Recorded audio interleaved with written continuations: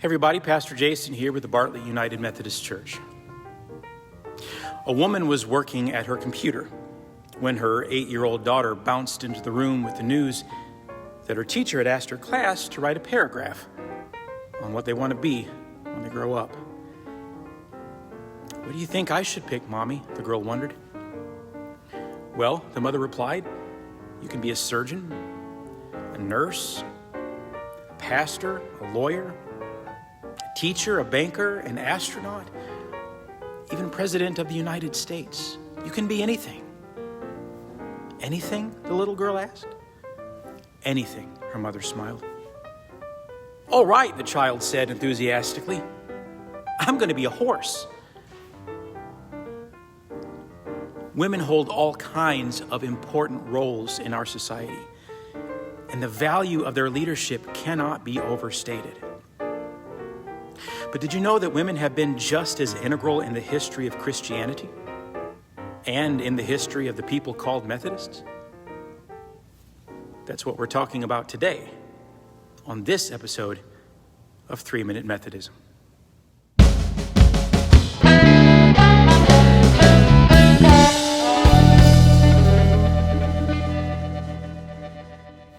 When we think about women whose stories are central to the Christian story, we likely recall Eve, the mother of humanity, Deborah, a wise and faithful judge, Ruth and her examples of selfless love, Esther, who saved her people from destruction, Mary, the mother of Jesus, or Mary Magdalene, the first post-resurrection preacher, or Tabitha, and her great care for the widows. But for Methodist Christians, we should also think of Susanna Wesley, mother to John and Charles and their 17 siblings, who was her children's primary educator and spiritual influence. We should think of Mary Bosanquet Fletcher, an early Methodist who championed the right of all women to preach. We should think of Helen R. Davison, a circuit rider, and in 1886, the first woman ordained in an American Methodist denomination. We should think of Anna Oliver, who lobbied for the General Conference to have distinctions regarding gender removed from the Book of Discipline's language around ordination. We should think of Leah Joyner, who in the early 1950s was told, "No church will have you," before starting her own church on a vacant lot in Monroe, Louisiana, a congregation which grew to over 2,200 members.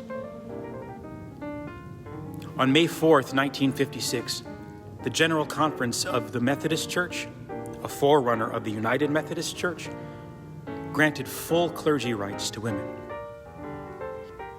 The United Methodist Church elected its first female bishop, Marjorie Matthews, in 1980, and its first African-American female bishop, Leontine Kelly, in 1984.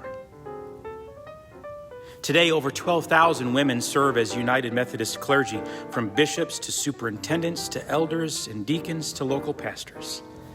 Unfortunately, we don't ordain people as horses. Thank God for the distance we've come,